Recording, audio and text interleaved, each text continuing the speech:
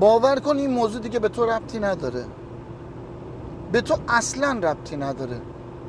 واقعا وقتی کاری از دستت بر نمیاد و موضوع فراتر از انرژی و تواناییته، واسه چی جوش میزنی؟ واسه چی میکشی خودتو؟ واسه چی به خودت استرس میدی؟ این جمله از من برای تو یادگار بمونه. اجازه بده خدا بیاد تو زندگیت. پای خدا رو از زندگیت قطع نکن. کاری که در توانایی تو نیست، در توانایی کیه؟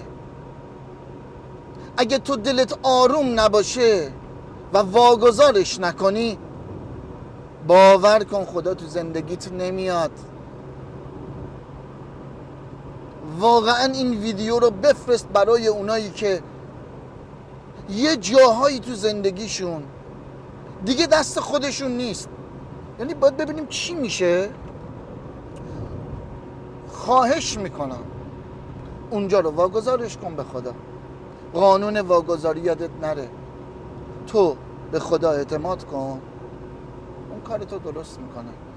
من حتما یه ویدیوی واقعی از زندگی خودم میسازم از قانون واگذاری براتون. حتما اون ویدیو رو ببینید. فعلا در حال ساخت ویدیو بلند نیستم، فقط میخوام ویدیو کوتاه بدم. ولی یادتون باشه اجازه بده خدا پاشو بذاره تو زندگیت.